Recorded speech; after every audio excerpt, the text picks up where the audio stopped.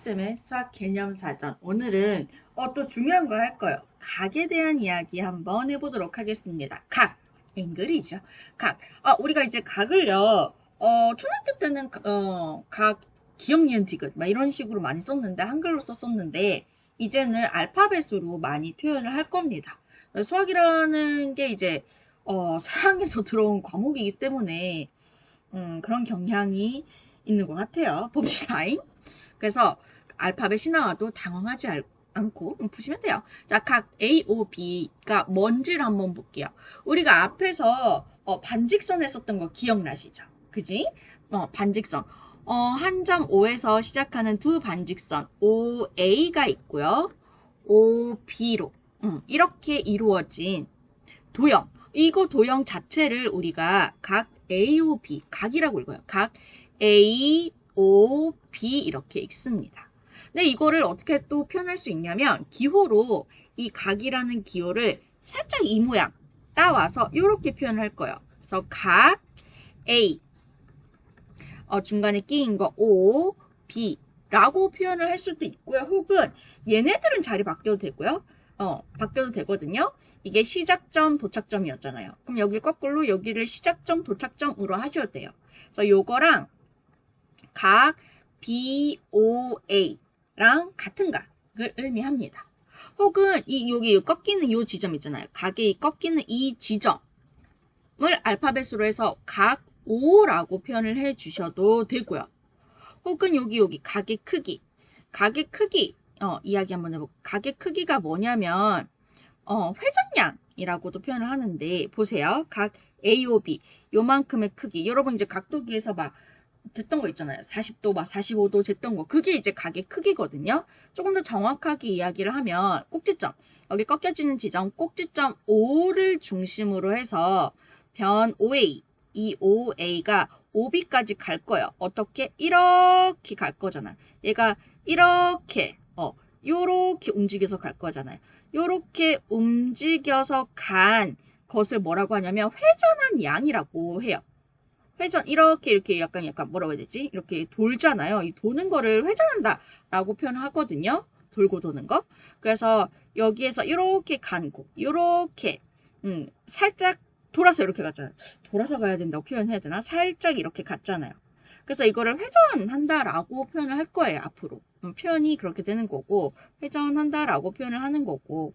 그래서 여기에서부터 여기까지 갈 때 이것을 회전한 양을 우리가 앞으로 각의 크기, 흔히 부르는 막 40도, 몇 도 하는 거를 이제 회전한 양. 이 선분이 요 선분이 될 때까지 갈 때까지 회전한 양을 우리가 크기라고 불러요.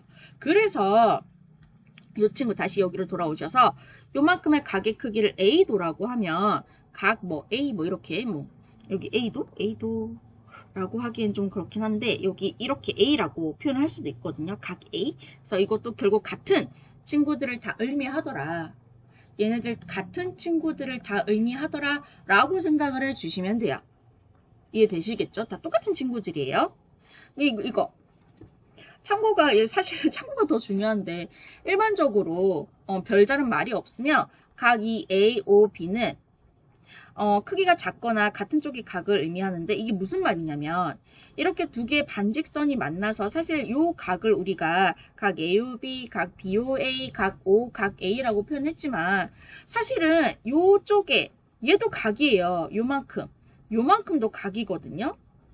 그러면은 우리가 두 개의 반직선 혹은 두 개의 선분, 두 개의 직선이 만나서 이렇게 두 개의 각이 생길 수가 있잖아요. 각이 요것도 각이고 요것도 각이에요. 그러면 그냥 우리가 합의 없이 약속 없이 각 A, O, B를 구하세요라고 하면 헷갈려요. 이 작은 쪽 각을 구해야 되나? 아니면 이게 조금 더 큰 쪽의 각을 구해야 되나? 그래서 이거 헷갈리니까 보통 아무 말이 없을 때는 작은 쪽 각으로 생각을 하자. 작은 쪽 각으로 생각을 하자라고 약속이 된 상황인 거예요. 요즘 선생님 말이 잘 꼬이네. 상황인 거예요. 오케이. 말을 많이 하다 보니까 그래요. 양해를 좀 해주시고요. 그리고 두 번째 참고사항도 볼게요. 각 A, O, B는 그냥 이 도형 A, O, B 자체를 의미할 수도 있고 이 회전한 양, 각의 크기를 의미하기도 해요. 그래서 예를 들어서 문제에서 각 뭐 A를 구하라. 각 A를 구하라, 각 AOB를 구하라 라고 하면은 그때 이 각의 크기를 구하라 라고 하는 문제가 많거든요. 선생님이랑 또 조금 이따 볼 거고요. 오케이? 그 다음에 각의 분류.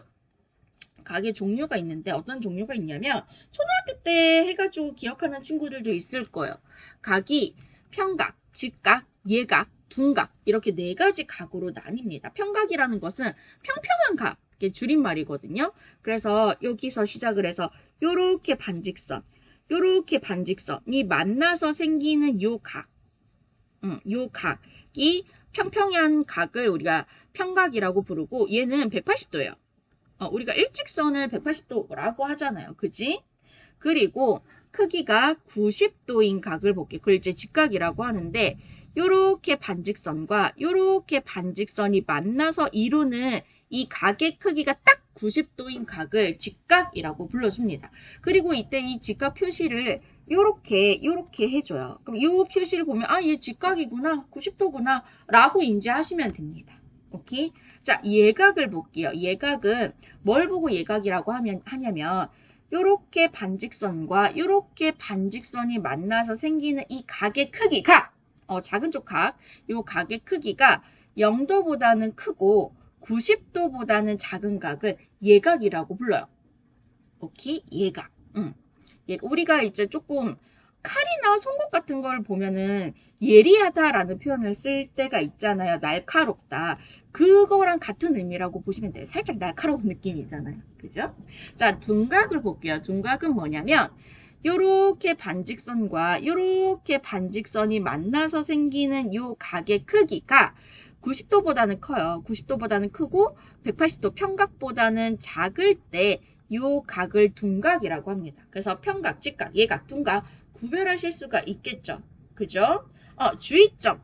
이거 많은 친구들이 많이 실수하는 경우거든요. 그래서 0도는 예각이 아니에요. 예각은 0도보다 커야 됩니다. 그래서 0도를 예각으로 착각하거나 둔각을 90도보다 큰 각으로 무조건 90도보다 큰 거 맞는데 180도보다는 작아야 돼요. 그러니까 180도를 넘어가면 안 되는 거지. 오케이? 이해되시겠죠? 예를 들어서 어떤 경우냐면 짠 요렇게 직선과 요렇게 반직선이 만나서 요 각이 있잖아요. 요 각은 둔각일 것 같이 90도 넘어 보이잖아요. 근데 둔각이 아니라 둔각이 아니에요. 일단 둔각이 아니에요. 왜냐면 180도 여기 이렇게 평각 180도를 넘어가기 때문에 둔각이 아닙니다. 그래서 둔각은 180도보다는 작아야 된다는 거 꼭 기억을 해 주시면 되고요. 그래서 우리가 요거를 문제를 보면서 연습을 해보도록 하겠습니다. 교과서에서 가져온 문제예요.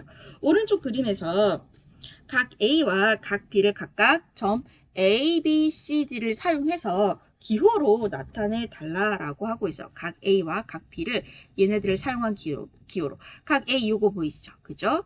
각 A를 선생님이 잠깐만 이거를 선생님 대문자가 아니라 소문자로 한다는 게.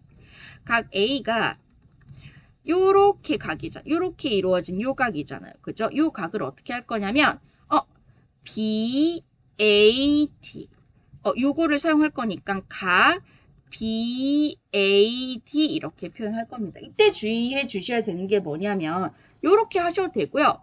각 여기서부터 출발을 해서 각 선생님 표시를 이상하겠네. 각 DAB라고 해 주셔도 돼요. 이때 주의해 주셔야 되는 게 이 꼭지점 꺾여지는 이 각에 꺾여지는 이 지점 있잖아요. 얘가 반드시 가운데에 오게 해야 돼요. 얘가 이쪽에 가장자리 쪽에 출발점이나 도착점 이때 가면 안 됩니다. 알겠죠? 이 부분은 반드시 가운데에 위치를 해 주셔야 되는 거예요. 이해되시겠죠? 가운데입니다. 그 다음에 각 B를 또 표현을 해볼게요. 각 B가 여기잖아요. 요렇게 만나서 요렇게 각이 되는데 그럼 이때 이 각은요. 어떻게 표현할 거냐면 B, C, D 각 BCD, BCD 이렇게 표현하셔도 되고요. 혹은 D에서부터 출발해서 각 DCB라고 표현을 하셔도 됩니다. 이때 주의해 주셔야 되는 거 마찬가지로 이 꺾이는 지점 꼭지점이 반드시 가운데에 와야 돼요. 가운데, 이쪽이나 이쪽에 가면 안 돼요. 이쪽이나 이쪽에 가면 안 돼요. 이 꺾이는 꼭지점, 이 부분이 반드시 가운데에 와야 된다는 거 꼭 기억을 해 주시면 돼요. 그 다음에 다른 문제도 한번 볼게요. 요거 볼까요? 다음 그림에서 각 AOB의 크기를 구해달라라고 하고 있어요. 각 AOB. 요만큼의 각의 크기. 이제 앞으로 요런 유형의 각의 크기를 구하는 문제. 그러니까를 많이 보게 될 건데, 보세요. 요렇게가 평각이죠. 평각은 몇 도라고 했어요? 180도라고 했어요. 그럼 우리가 구해주고 싶은 각 AOB는 어떻게 구하면 되겠어요? 이 180도에서 여기 이렇게 맞물리는 옆에 있는 이웃하는 이 60도를 빼면 되잖아요. 그지? 그럼 180도에서 60도 빼면 얼마인데? 120도 요렇게 계산을 해 주시면 돼요. 근데 이거 방정식으로 세워서 계산도 할 수 있어요. 방정식으로. 1차 방정식 기억나시죠? 1차 방정식으로는 어떻게 하냐면 각 AOB의 크기를 x라고 내가 설정을 하고 이 각 x랑 옆에 있는 이 60도를 더했을 때 뭐가 된다? 180도라고 된다라고 방정식 세워서 풀어주셔도 돼요. 그럼 60도 살짝 이항하면 180 빼기 60 되는 거 똑같잖아요. 그래서 120도 된다라고 생각을 해 주시면 되고요. 2번 문제 볼게요. 2번 문제 같은 경우에는 각 A, O, B 요만큼의 각의 크기를 구할 거예요. 그지? 그럼 봐봐. 이렇게 평각 180도예요. 180도에서 일단 90도를 빼. 90도 뺀 거에서 또 여기 있는 70도를 빼면 그 나머지가 내가 구하고 싶은 각 A, O, B의 크기가 되겠죠. 그죠? 그렇게 구해주시면 돼요. 그래서 각 A, O, B의 크기는 180도에서 90도를 빼고요. 거기에서 또 70도를 빼면 돼요. 그지? 요만큼이 90도니까 90도에서 또 70도를 빼주시면 얼마? 20도. 그래서 각 A, O, B가 20도 이렇게 해주시면 되겠습니다.